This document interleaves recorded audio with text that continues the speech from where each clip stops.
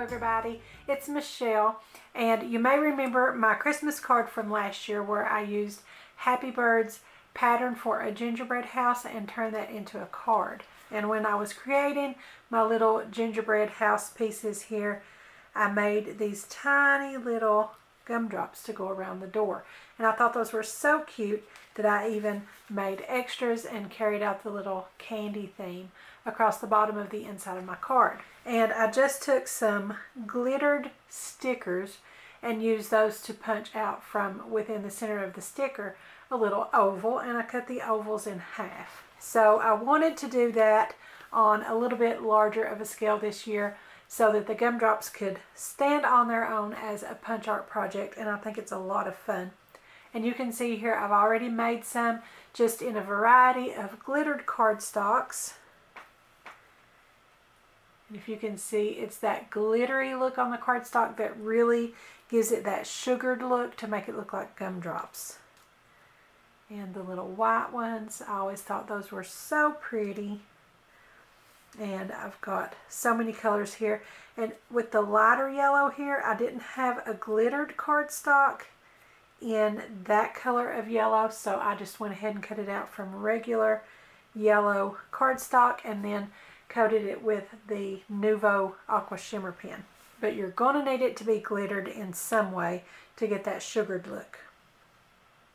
So I'm going to show you guys how I did it. I've got a couple more here to do, and I've got another one here that I'm going to show you that is in the glitter fun foam. And I like those a lot better. I wish I had had more color options in the fun foam, because that gives it that puffy dimension and really makes it look like a gumdrop. So the first thing I did was I cut out my ovals using my McGill punch here. That's the vintage label punch. It's got that label shape and then the oval here beneath it. And I like this oval for my gumdrops because it's more elongated than most of the ovals that you'll find. So that's the one I chose, and then we're just going to round those bottom corners out by repunching it with a 1-inch circle punch. And my ovals here are actually 3/4 of an inch wide. So my first thought was a 3/4 inch circle, and that would have cut it perfectly and given a little bit more of a curved shape, I think, to the bottom, but I didn't have a 3/4 circle, so we're just going to go with this. And I think it works out just fine. And like I said, on my cards here, all I did was just cut them in half, and they have perfectly straight bottom edges, and that worked too. So if you wanted to try it that way, you could. So I'm going to start out showing you guys with my black glitter cardstock. I thought that would be really fun to throw that into the mix so that we've got the look of licorice gumdrops. And I'm just going to stick that in between from the inside. Actually, for this project, you could come in from the outside as well. Since it's double-ended, we're going to get 2 out of every oval. So I'm just going to put that in there until I think it looks like the height that I want my gumdrop to be. And then just punch it. And there's your little gumdrop. I think that's so cute. So then we might need our tweezers on this one. Now that we've cut part of it away, we can stick that other end up there and get another gumdrop.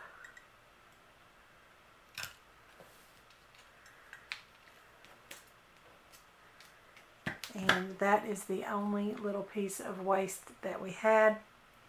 And just to be honest with you, I've been trying to think of something I could use that for as well. So I'm going to show you guys that one more time with my green. It's actually easier to come from the outside if you can.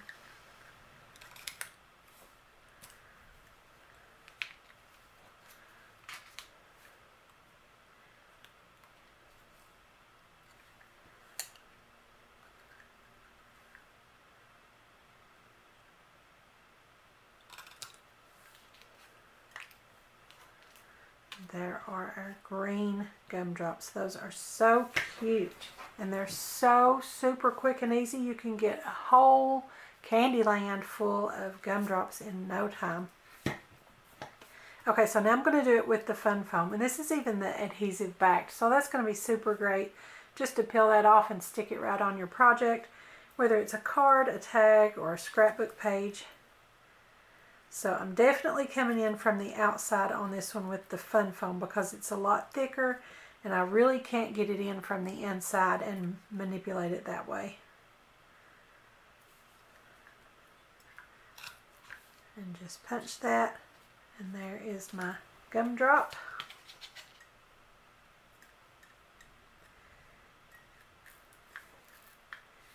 And then with the next one, I'm just going to maneuver that around with my fingers until it looks the way I want it to.